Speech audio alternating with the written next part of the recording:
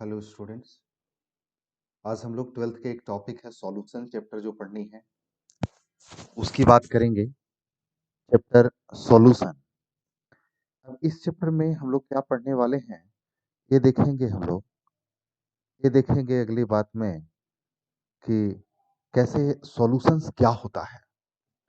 The homogeneous mixture of two और more chemically non reacting substances is called solution. दो या दो से अधिक प्रकार के जो आपस में रिएक्शन ना कर सके और वो आपस में मिल जाए, इंटरमिक्स हो जाए और होमोजीनियस सॉल्यूशन बनाएगा, होमोजीनियस मिक्सचर बनाएगा, मतलब एक जैसा हो जाएगा मिलने के बाद, उसको हम लोग सॉल्यूशन कहेंगे। जैसे चीनी और पानी अगर मिलाते हैं तो शरबत बनता है।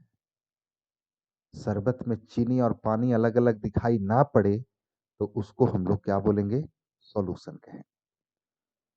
सॉल्यूशन मेनली रूप से दो कंपोनेंट होते हैं सॉल्यूशन में, सॉल्यूट होते हैं और सॉल्वेंट होते हैं। Solute and solvent. अगर दो ही प्रकार के सब्सटेंस उसमें मिला हुआ हो तो उसको हम लोग बाइनरी सॉल्यूशन कहते हैं। उसको हम लोग बाइनरी सॉल्यूशन कहते हैं। अगर तीन प्रकार के सब्सटेंसेस मिला हुआ हो तो उसको हम लोग टर्नरी सॉल्यूशन कहते हैं। उसी तरह से चार प्रकार के सब्सटेंस मिला हुआ हो तो उसको हम लोग क्वार्टेनरी सब सॉल्यूशन कहेंगे, है ना। अब सोल्यूट किसको कहेंगे? Generally the component present in lesser amount than the other component in solution is called solute. Means solute is in the smaller extent or smaller amount in the solution, while the solvent is in the larger amount in the solution. Solvent generally the component present in greater amount than any or all other component is called solvent, है ना। और इनके physical state solution बनने के बाद इसका जो physical state होगा वो क्या होगा? आपको सेम होगा। फिजिकल स्टेट क्या होंगे? इनके सेम होंगे। जैसे चीनी और पानी को मिलाते हैं तो जब शरबत बन जाता है, शुगर सॉल्यूशन बन जाता है, तो दोनों का फिजिकल स्टेट सेम हो जाते हैं, है ना। अब हम लोग बात करें आगे dilute solution. Types of solution में चलेंगे। Dilute solution. डाइल्यूट कहने का मतलब पतला घोल यानी तनु घोल, जिसमें सॉल्यूट का अमाउंट काफी कम मात्रा में घुला हुआ हो तो उसको रिलेटिवली क्या बोलेंगे हम लोग? Dilute solution. A solution in which relatively A small amount of solute, A solution in which relatively a small amount of solute is dissolved in large amount of solvent is called solution. हमेशा यहाँ पर comparison किया जाएगा। यहाँ पे comparison किया जाएगा।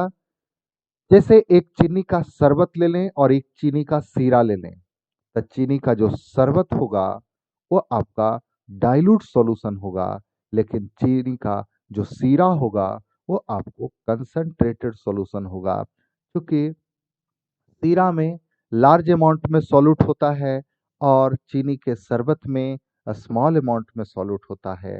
यदि स्मॉल अमाउंट में सॉल्यूट डिजॉल्व है तो उसको डाइल्यूट सॉल्यूशन कहेंगे, और लार्ज अमाउंट में सॉल्यूट डिजॉल्व हो तो उसको हम लोग कंसंट्रेटेड सॉल्यूशन कहते हैं, है ना। यानी concentrated solution is solution in which relatively a large amount of the solute is present is called concentrated solution. बात समझ में आ जानी चाहिए।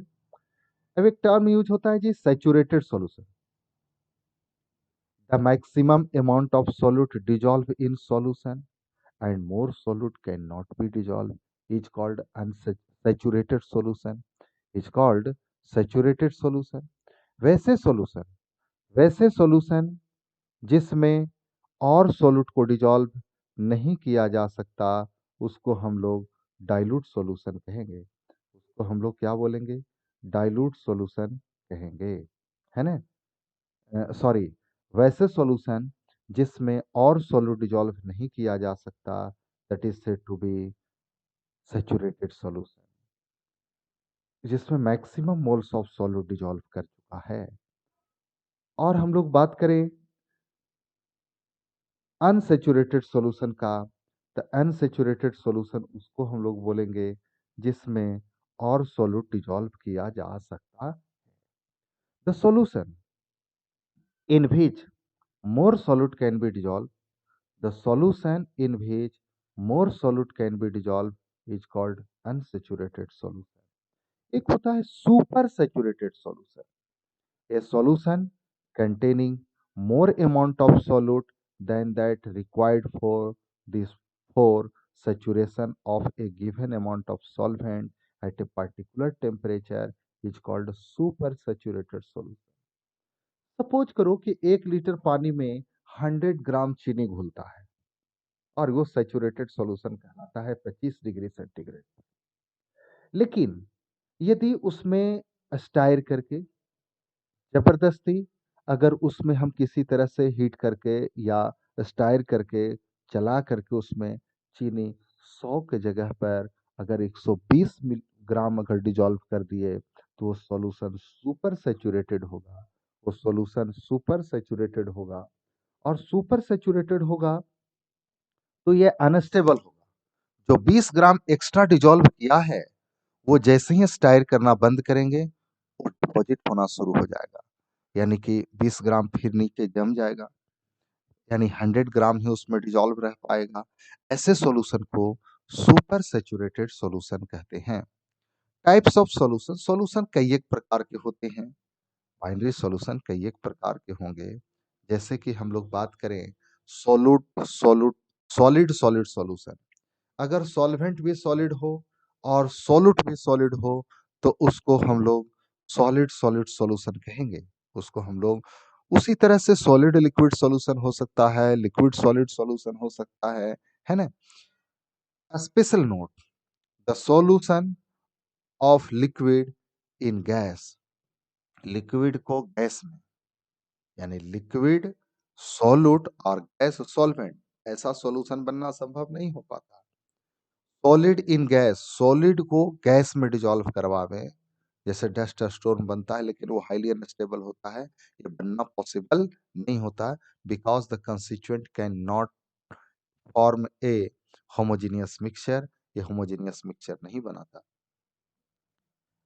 अब ये सॉल्यूशन बनने का मतलब है कि सॉल्यूट और सॉल्वेंट में इंटरेक्शन होना है, सॉल्यूट और सॉल्वेंट में इंटरेक्शन होनी है। ये कितने प्रकार का इंटरमॉलिक्यूलर फोर्स होती हैं, ये सबसे पहले हम लोगों को जानना जरूरी होगा। सबसे पहला है ionic force, force between ion, that is positive negative ion. Suppose to be NaCl is taken, हम लोग सपोज करें कि NaCl ले लें, हम लोग सपोज करें कि NaCl लें और NaCl में निश्चित रूप से निश्चित रूप से Na प्लस होगा और Cl माइनस होगा, Na प्लस होगा और Cl क्या होगा माइनस, तो उनके बीच में लगने वाले फोर्स को आयनिक फोर्स कहेंगे, है ना। Ion dipole force, force between ion and polar molecule, force between ion and polar molecule is called ion dipole force, is called ion dipole force। वैसे फोर्स जो आयन और पोलर मॉलिक्यूल के बीच में लग रहा हो, आयन और पोलर मॉलिक्यूल के बीच में लग रहा हो तो उसको हम लोग आयन डाइपोल फोर्स कहेंगे। ठीक है, जैसे supposed to be NaCl is dissolved in water. NaCl is dissolved in water. Then it dissociate as Na plus and Cl minus ion. Na plus and Cl minus ion. Na plus और Cl minus ion में dissolve कर जाएगा। Na plus और Cl minus ion के बीच में लगने वाला फोर्स क्या कहलाएगा? लगने वाला फोर्स आयन डाइपोल फोर्स कही जाएगी, है ना। उसके बाद हम लोग बात करें hydrogen bond, force between partially positively charge hydrogen atom and negatively charged other atom like fluorine, oxygen or nitrogen is called hydrogen bond. जैसे वाटर मॉलिक्यूल में हाइड्रोजन बॉन्ड बनता है, एल्कोहल मॉलिक्यूल में हाइड्रोजन बॉन्ड बनता है, ammonia में, है ना, अमोनिया में फॉर्म करता है, कार्बोक्सिलिक एसिड में बनता है, एचएफ में बनता है, ये सब हाइड्रोजन बॉन्ड फॉर्म करते हैं। Now next, dipole dipole force, force between polar molecule. Force जैसे HCl और HCl मॉलिक्यूल है, तो दो HCl मॉलिक्यूल के बीच में दोनों मॉलिक्यूल्स पोलर हैं, पोलर मॉलिक्यूल्स के बीच में लगने वाला फोर्स क्या कहलाएगा? Dipole dipole force, dipole dipole force कहे जाएंगे। They are said to be dipole dipole force, supposed to be acetonitrile or acetone is taken. CH3CN, acetonitrile, it is polar in nature. Acetone, CH3COCH3, it is also polar in nature. If they are intermixed to each other, if they are intermixed to each other, then dipole dipole force, dipole dipole force act between acetonitrile and acetone. So the force between polar molecules is called dipole dipole force. Okay. Now next, dipole induced dipole force means force between polar and non-polar molecule. Force between polar and non-polar molecule. One molecule is polar and other molecule is non-polar. If they are intermixed to each other, then dipole induced dipole force act between polar and non-polar molecule. And last one is London dispersion force. Force between non-polar molecule. Force between non-polar molecule is called London dispersion force. Is called London dispersion force. It is weakest force in the nature. It is weakest force in the nature. Ionic force is the strongest force. Ion dipole force is slightly weaker. Hydrogen bond is again slightly weaker. Dipole dipole force again slightly weaker. Dipole induced dipole force again slightly weaker. And London dispersion force is the weakest force in the nature. Weakest intermolecular force in the nature.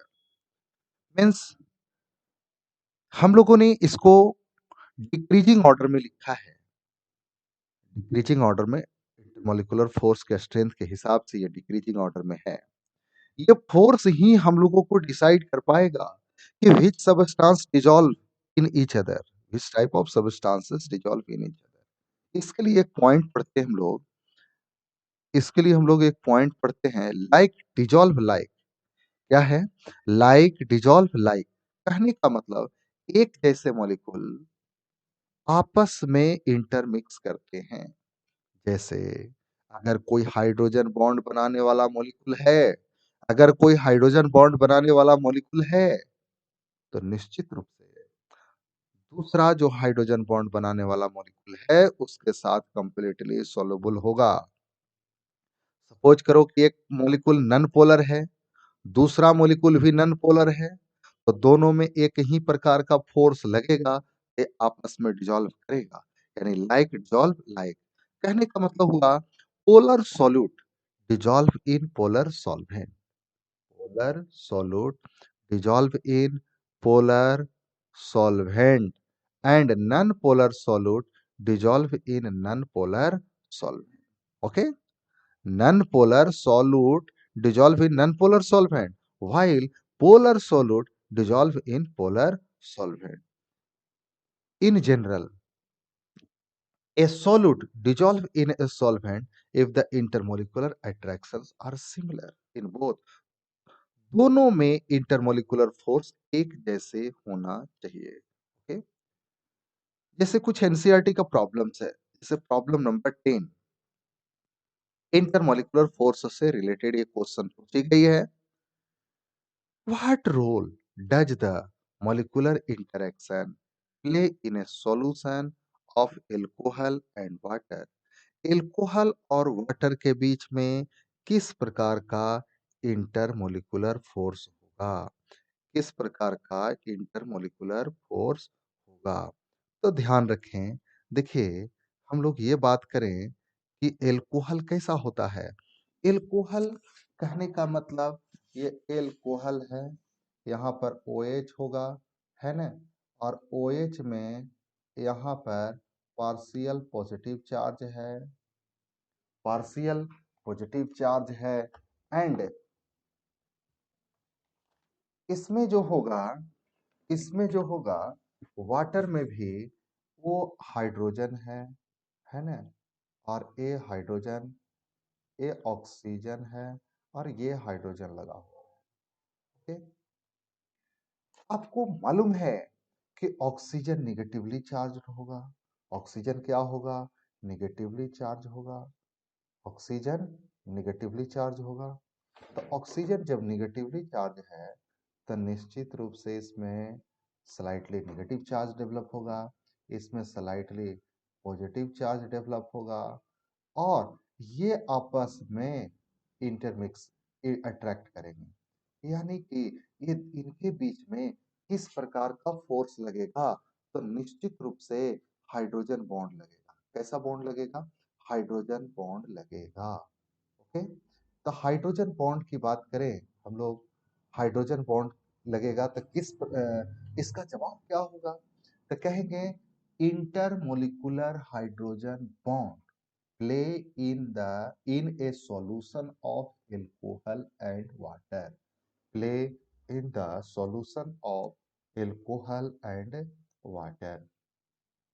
Okay, any problems? अब हमको लगता है कि इसमें कोई problems नहीं होनी चाहिए। अगला क्वेश्चंस की बात करें, है ना, अगला क्वेश्चंस की बात करें तो कहता है suggest the most important type of intermolecular interactive attraction in the following pair.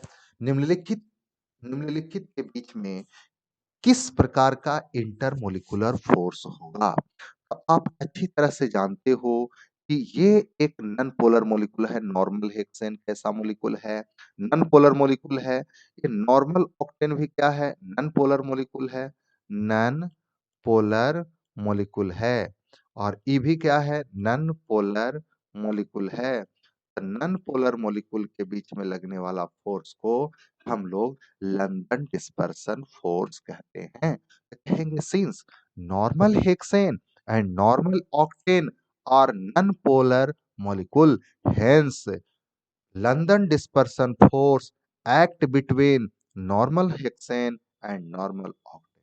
Okay, similarly next question, iodine, any homodiatomic molecule or homoatomic molecules are non-polar in nature. This is non-polar, और this is also non-polar. Non polar, देखिए एक बड़ा important बात बतावे कि कोई central atom हो और उसके चारों तरफ लगने वाला एटम एक ही प्रकार का हो, और उसके बीच में उसके पास सेंट्रल एटम के पास लोन पेयर ऑफ इलेक्ट्रॉन नहीं हो, लोन पेयर ऑफ इलेक्ट्रॉन नहीं हो, तो मोलिकुल निश्चित रूप से ये नन पोलर होता है, नन पोलर होगा। तो ये भी नन पोलर, ये भी नन पोलर, निश्चित रूप से लंदन डिस्पर्सन फोर्स कहेंगे I2 and CCl4 both are non-polar molecule, hence intermolecular force of attraction between I2 and CCl4 are London dispersion force. Okay, now sodium chlorate, sodium chlorate is an ionic compound, it dissociate as Na plus and ClO3 minus, ClO3 minus. This is the ionic part. And water is polar molecule. Water क्या है? Polar molecule है। Polar चूंकि इसमें hydrogen पर H plus और oxygen O minus होता है, तो पोलर मोलिकुल ही रहा। और ये क्या रहा? आयन। तो आयन और पोलर मोलिकुल के बीच में लगने वाले फोर्स को आयन डाइपोल फोर्स कहते हैं। क्या बोलते हैं उसको? आयन डाइपोल फोर्स कहते हैं। तो इनके बीच में निश्चित रूप से NaClO4 एंड NaClO4 और H2O के बीच में लगने वाला फोर्स निश्चित रूप से आयन डाइपोल फोर्स होगा। Since sodium chloride is an ionic compound and water is a polar molecule. Hence, force of attraction between ion and polar molecule is said to be ion dipole force. Okay. Now next question, methanol. The formula of methanol is CH3OOH. आपको मालूम है कि H यहाँ पर है तो ये partial positive है और ये पार्शियल नेगेटिव है। एसीटोनाइट, एसीटोन, तो एसीटोन कैसा होता है? ओ डबल बॉन्ड सी और इधर में CH3 और इधर में CH3, ये भी पार्शियल निगेटिव चार्ज है। तो इसके इसके बीच में अट्रैक्शन लगेगा और ये हाइड्रोजन बॉन्ड होता है। तो हम लोग ये बात बोलेंगे कि hydrogen bond between methanol and acetone. तो किस प्रकार का इंटरमोलिकुलर फोर्स इसमें रहा? मिथेनॉल और एसीटोन के बीच में इंटरमोलिकुलर हाइड्रोजन बॉन्ड लगेगा। किस प्रकार के फोर्स का नेचर क्या रहेगा? Intermolecular hydrogen bond. ओके। अब हम लोग बात करें कि एसीटोनाइट्राइल, तो एसीटोनाइट्राइल एक पोलर मोलिकुल है और एसीटोन भी एक पोलर मोलिकुल है। अभी जस्ट एसीटोन की बात कर रहे थे, तो एसीटोन भी एक क्या है? पोलर मोलिकुल है। तो निश्चित रूप से पोलर और पोलर के बीच में लगने वाला फोर्स क्या होगा? Dipole dipole force. इसमें हाइड्रोजन बॉन्ड बनना पॉसिबल नहीं होगा क्योंकि इसमें कोई भी हाइड्रोजन H+ के रूप में नहीं है, इसलिए हाइड्रोजन बॉन्ड बनने की पॉसिबिलिटी इसमें नहीं होगी। Okay. Now next question, based on solute solvent interaction, based on solute solvent interaction, arrange the following in the order of increasing solubility in normal octane। आप ध्यान रखें कि ये नॉर्मल ऑक्टेन एक नन पोलर मोलिकुल है। कैसा molecule है? Non polar. तो नन पोलर में नन पोलर सबसे जल्दी घुलेगा। तो ये देखिए नन पोलर मोलिकुल है साइक्लोहेक्सेन, ये नंबर 1 पर ये सबसे ज्यादा घुलेगा। ये आयोनिक है, ये कैसा है? आयोनिक है, Na+ और Cl- में घुलेगा। ये हाइड्रोजन बॉन्ड लगाने वाला मॉलिक्यूल है और ये आपको निश्चित रूप से ये पोलर मॉलिक्यूल है। तो सबसे बढ़िया रहा, सबसे नंबर 1 पर ये सबसे ज्यादा घुलेगा, उसके बाद दूसरे नंबर पर ये रहेगा और तीसरे नंबर पर ये रहेगा और सबसे कम अगर कोई घुलेगा तो ये है ना। यानी सबसे ज्यादा सोलोबल होगा साइक्लोहेक्सेन, उसके बाद होगा एसीटोनाइट्राइल, उसके बाद मिथेनॉल और सबसे कम कौन होगा? केस। क्योंकि नॉर्मल ऑक्टेन में लंदन डिस्पर्सन फोर्स लग रहा होगा। कौन सा फोर्स? लंदन डिस्पर्सन फोर्स लग रहा होगा। तो लंदन डिस्पर्सन और पोलर में क्या होता है? Dipole dipole force. तो डाइपोल डाइपोल फोर्स पोलर के लंदन डिस्पर्सन के नजदीक है। उसके सॉरी ये इसमें भी लंदन डिस्पर्सन फोर्स लग रहा होगा, है ना। नन पोलर है तो ये दोनों एकदम सेम सेम, इसलिए कंप्लीटली सोलबल होगा। उसके बाद पोलर वाला, तब हाइड्रोजन बॉन्ड वाला, तब आयनिक वाला। हमने अभी आपको बताया था जो जितना दूरी पर रहेगा, जो जितना ज्यादा फोर्स का डिफरेंस आएगा उतना ज्यादा उतना कम सोलबल होगा और जितना ज्यादा इंटरमोलिकुलर फोर्स एक जैसे होंगे वो ज्यादा सोलबल होगा। ओके। नेक्स्ट क्वेश्चन है, arrange the following compound, identify which are insoluble. कौन नहीं घुलेगा, कौन पार्शियली सोलुबल होगा और कौन हाईली सोलुबल होगा। तो हाईली सोलुबल वही होंगे, हाईली सोलुबल वही होगा जो जिनके इंटरमोलिकुलर फोर्स एक जैसे होंगे और कम सोलुबल वो नहीं होगा जिनका इंटरमोलिकुलर फोर्स एकदम डिफरेंट होगा। तो ये वाटर है। तो वाटर एक पोलर सॉल्वेंट है। वाटर कैसा है? एक पोलर सॉल्वेंट है। तो पोलर में पोलर वाला घुलेगा और ये हाइड्रोजन बॉन्ड भी बनाता है, ये हाइड्रोजन बॉन्ड भी बनाता है। तो सबसे पहले फेनॉल के बारे में हम देखूं कि फेनॉल ज्यादा सोलुबल होगा कि नहीं। तो देखिए फेनॉल का स्ट्रक्चर कुछ इस तरह से होता है। बेंजीन के ऊपर OH लगा हुआ है, तो ये OH के चलते इस पे पार्शियल पॉजिटिव चार्ज और ये पार्शियल नेगेटिव, ये वाटर के साथ ये पोर्शन अट्रैक्ट होगा, तो यानी ये घुलना चाहेगा, लेकिन ये पोर्शन नन पोलर है जिसके चलते नहीं घुलेगा। तो ये घुलना चाह रहा है, नहीं घुलेगा, इसका मतलब ये पार्शियली सोलुबल होगा। कैसा सोलुबल होगा? पार्शियली सोलुबल होगा। तो phenol is partially soluble in water. Phenol is partially soluble in water because its large part is non-polar in nature and OH part is polar in nature. OH part attract the water molecule while phenyl part does not attract the water molecule. So it is partially soluble in water. Okay? टॉलिन, टॉलिन कुछ इस तरह का होता है। Benzene में benzene में क्या लगा हुआ होगा? CH3 लगा होता है। कौन चीज? और ये कंप्लीटली नन पोलर है। कंप्लीटली क्या है? Non polar. तो ये नन पोलर है और वाटर पोलर मॉलिक्यूल है, तो ये दोनों के बीच में इंटरमोलिकुलर फोर्स में काफी डिफरेंस है, जिसके कारण से जिसके कारण से ये इनसोलुबल होगा। इनसोलुबल, तो highly soluble, insoluble, partially soluble की बात कहा था, तो ये इनसोलुबल होगा। Toluene is insoluble because it's non polar in nature. Formic acid, formic acid is highly soluble in water, क्योंकि ये इसके साथ हाइड्रोजन बॉन्ड बनाएगा, इसके साथ हाइड्रोजन बॉन्ड बनाएगा, है ना? ये भी पार्ट पोलर है, ये भी पार्ट पोलर है, और ये वाटर को अट्रैक्ट करेगा ये पोर्शन।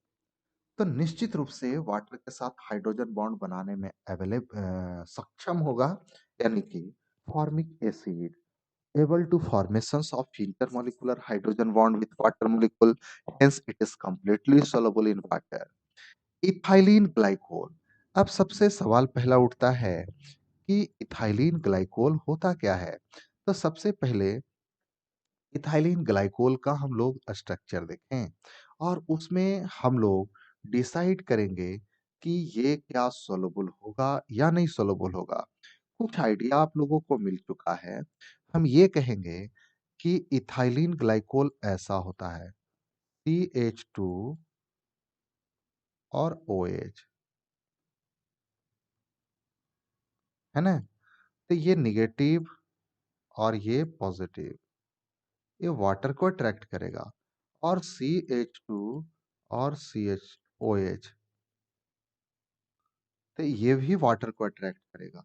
तो दोनों पोर्शन वाटर को अट्रैक्ट कर रहा है। इसका मतलब ethylene glycol completely soluble in water. Ethylene glycol completely soluble in water due to formation of intermolecular hydrogen bond. Chloroform, this is chloroform. ये हाइड्रोजन बॉन्ड नहीं बनाएगा, लेकिन ये पोलर है, तो partially soluble in water. Partially soluble in water. Hydrogen bond क्यों नहीं बनाएगा? क्योंकि ये पार्शियल पॉजिटिव नहीं होता है ना? क्योंकि कार्बन और हाइड्रोजन के बीच बॉन्डिंग है। कार्बन और हाइड्रोजन के बीच इलेक्ट्रोनिगेटिविटी का डिफरेंस काफी कम होता है, जिसके चलते ये पॉजिटिव निगेटिव फॉर्म नहीं कर पाता। अब पेंटेनॉल की बात करें, तो पेंटेनॉल पार्शियल सोलुबल होगा। कहिएगा क्यों पार्शियली सोलुबल होगा? तो पार्शियल सोलुबल होने के पीछे रीजन है कि पेंटेनॉल ऐसा होता है, 1 2 3 4 5, ये OH है, ये पार्ट निगेटिव है, सॉरी पॉजिटिव, और ये पार्ट नेगेटिव। ये हाइड्रोजन बॉन्ड बनाएगा वाटर के साथ, जिसके चलते सोलुबल होगा, लेकिन ये पार्ट नॉन पोलर है, जिसके चलते ये सोलुबल नहीं होगा। यानी pentanol is partially soluble in water. Pentanol is partially soluble in water. Okay, और भी क्वेश्चन है। व्हाट डज, ये तो हम लोग देख चुके, है ना? अब हम लोग नेक्स्ट क्लास में पढ़ेंगे expressing concentration of solution. Okay.